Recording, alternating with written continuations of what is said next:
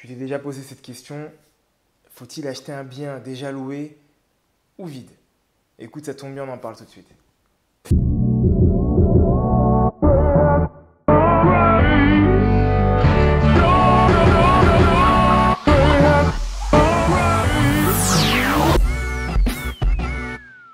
Salut à toi ambitieux, salut à toi ambitieuse. Bienvenue sur ma chaîne, YBA Courtage, ou plutôt devrais-je dire, bienvenue sur ta chaîne. Je me présente pour ceux qui ne me connaissent pas. Roméo, je suis courtier en prêt immobilier, j'accompagne les particuliers et les investisseurs dans l'achat d'une résidence principale ou d'un investissement locatif. Et l'objectif de ma chaîne, il n'est pas compliqué. C'est de donner quelques petites astuces qui vont te permettre, comme on dit dans le jargon, de shooter ton prêt immobilier afin de l'avoir dans les meilleures conditions. Bienvenue à toi si c'est la première fois que tu viens à ma rencontre. Écoute, pour fêter ça comme il se doit, déjà premièrement, sache qu'il y a un cadeau qui t'est offert à la fin et surtout tout en bas de la vidéo et des descriptifs, mais on en parlera plus tard. C'est un séminaire auquel j'ai pu participer avec un parterre d'investisseurs. Et on parle de quelques petites techniques pour pouvoir obtenir son financement et grandir son patrimoine immobilier. La seconde chose, pour fêter ça comme il se doit, je t'invite à t'abonner. Donc je vais te laisser quelques instants. Mais avant ça, je vais t'expliquer pourquoi t'abonner. Tout simplement parce que sur cette chaîne, tu trouveras des moyens, des astuces pour pouvoir continuer à trouver un financement en 2020 et en 2021 et les années suivantes aussi. Également parce que tu vas pouvoir aussi voir des interviews de mes clients que j'accompagne dans leurs projets, qui sont souvent très atypiques. Et ça peut t'inspirer, ça peut te motiver à continuer à croire en l'immobilier. Et la troisième, tout simplement parce que tu aimes bien ce que je raconte. Donc, je te laisse quelques instants et on reprend tout de suite. Et ça y est, c'est bon, je pense que tu viens juste de t'abonner. Félicitations à toi. C'est une très bonne chose que tu viens de faire pour les raisons que je viens de te donner. Donc là, maintenant, on va parler de cette situation qui, je pense, est une situation qui revient très souvent auprès des investisseurs. Dois-je acheter un bien qui est déjà loué ou dois-je acheter un bien qui est vide? Et je pense que cette question, elle se pose de manière totalement légitime. Simplement parce que tu as des avantages et tu as également des inconvénients à avoir un bien loué ou un bien vide. Et c'est ce qu'on va essayer de mettre en avant, mais avec un regard qui va être différent. Là, on ne va pas parler uniquement du regard d'investisseur et de la rentabilité, des avantages qu'il peut y avoir, etc., etc. Non. Comme tu le sais, je suis courtier en prêt immobilier.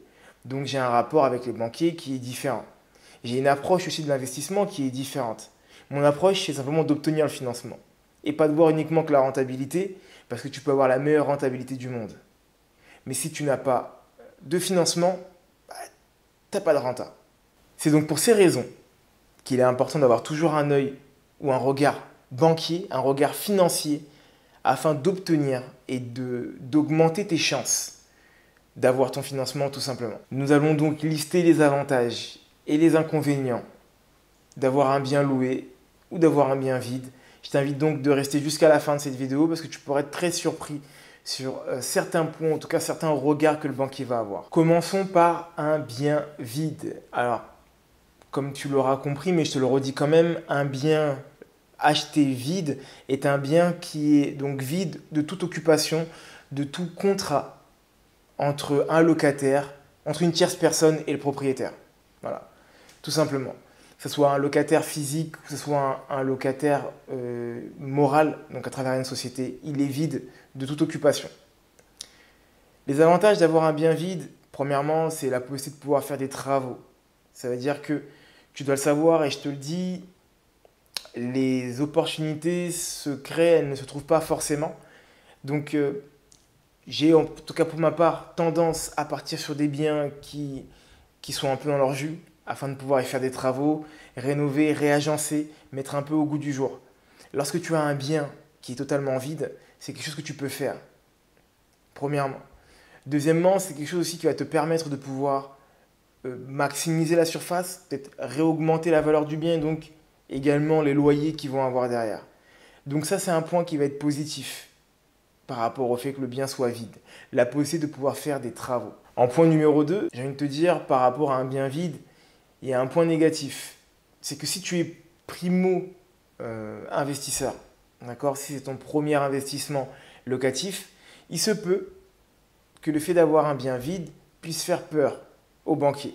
D'autant plus en cette période compliquée, qui est donc la période Covid, où on est encore en confinement à nouveau, donc ça te permet à peu près de voir la période dans laquelle nous sommes, la période au moment où je fais donc cette vidéo.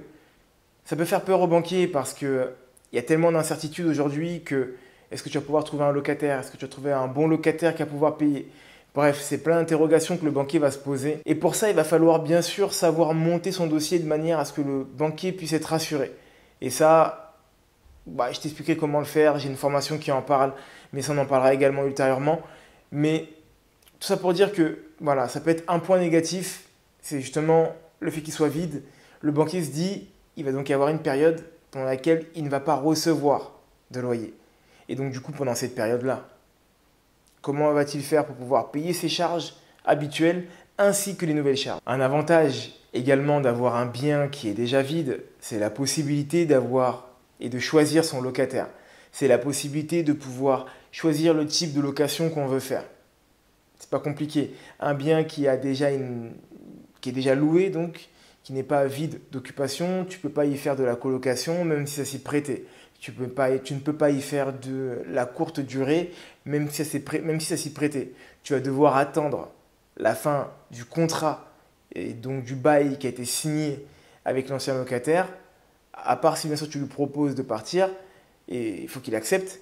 Mais si ce n'est pas le cas, tu vas devoir donc attendre la fin afin de pouvoir redémarrer un nouveau type ou un nouveau style d'investissement. Donc, avoir un bien vide va te permettre de pouvoir choisir ton locataire, choisir le type de location que tu vas pouvoir avoir. Avoir un bien vide, le dernier inconvénient que je pourrais donner à celui-ci, même si ce n'est pas réellement un inconvénient, c'est l'incertitude de trouver un locataire. Passons maintenant à la possibilité d'acheter un bien qui est déjà loué. Alors, tu l'auras compris, un bien déjà loué est un bien loué d'occupation, tout simplement. Ce qui veut dire par là, c'est qu'on est dans une situation où le bien est loué soit par une personne physique, soit par une personne morale. Dans les deux cas, il est loué. Voilà. Personne morale, je veux dire par là une société.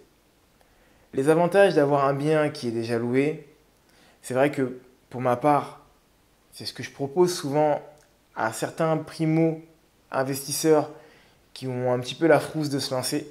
Ça peut être un premier projet qui peut être intéressant lorsqu'il est bien fait, bien sûr lorsqu'il est bien ficelé.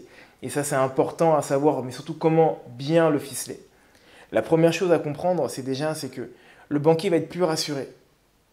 Parce que là, tu es directement dans le cash money.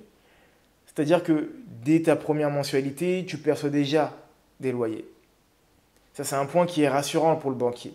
Il n'aura pas ce souci à se dire, mais comment il va faire pendant sa période, comme s'il y a une période de travaux, comment il va faire pour pouvoir payer son loyer, ses charges ainsi que la nouvelle mensualité, par exemple. Mais il y a un inconvénient également qui arrive, et tu l'auras compris, c'est la possibilité de pouvoir faire des travaux. Parce que lorsqu'il y a un locataire, si tu fais des travaux, il faut pouvoir le reloger. Donc c'est un peu compliqué quand même de faire des travaux quand il y a un locataire à l'intérieur. C'est pratiquement même presque impossible. Selon moi, bien sûr. Après, n'hésite pas à me dire si tu as des astuces par rapport à ça. Je suis ouvert et je suis prêt à les écouter. Il y a également un autre point qui va être intéressant, c'est donc la possibilité de pouvoir connaître les points négatifs du bien. Je m'explique lorsque je dis ça. Je dis à chacun de mes clients, lorsqu'ils font des visites et qu'il y a des biens qui sont déjà loués, c'est de rentrer en contact avec le locataire.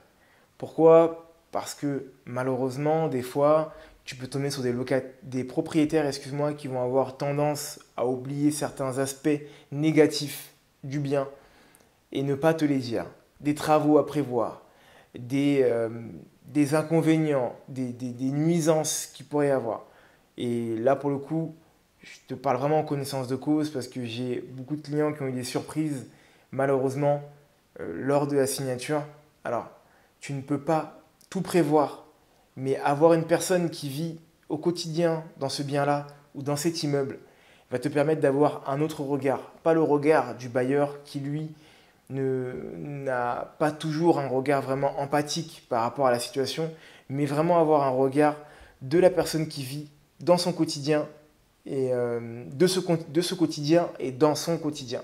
Voilà, donc ça c'est un point qui peut être important également.